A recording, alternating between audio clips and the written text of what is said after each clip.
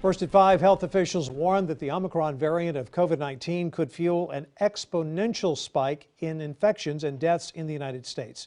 Here, the University of Texas Modeling Consortium projects we could see another wave that could be double what we saw this time last year. KXAN's Monica Madden spoke with modelers to learn more about their projections and their concerns.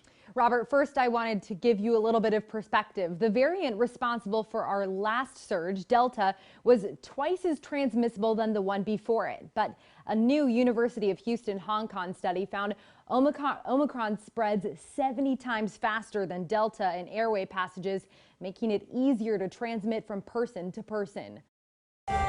Sights of cheer welcomed back after a somber holiday season in 2020. We are so excited to be back here. But the prospect of Christmas past becoming our present has the Texas healthcare community on edge. Huge growth around the world of Omicron. It's rapidly spreading and in some places much faster than Delta did. The University of Texas predicts Omicron could lead to the largest healthcare surge to date unless measures are taken to slow the spread. We will see a catastrophic and unprecedented wave of cases. In the most extreme scenario, cases and hospitalizations would peak around February at levels twice as high as the January 2021 peak. All of these projections assume that there are no changes in the mitigation policy.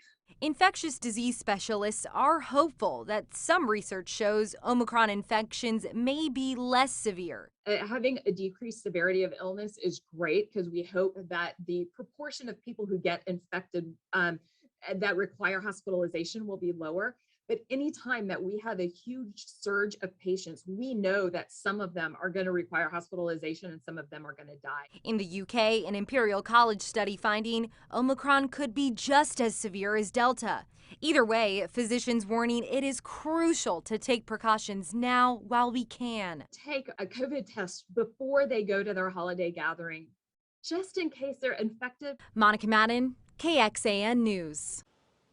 A new study by Duke researchers shows even after 2 shots of the Moderna vaccine, antibodies are 50 times less protective against Omicron. Pfizer reports a similar drop in protection, but a virologist at Duke Health says a 3rd dose can fight off Omicron. We would expect the boost to protect people against Omicron, as well as 2 doses of the vaccine protects against Delta, and we know that that protection is really good. So far, just 40% of people eligible for booster shots in the U.S. have gotten them. The CDC is endorsing test to stay for the nation's schools instead of sending home exposed children to quarantine. It will allow close contacts of infected students to remain in the classroom if they test negative. Research found that schools that switched to test to stay in Chicago and Los Angeles did not see an increase in infection.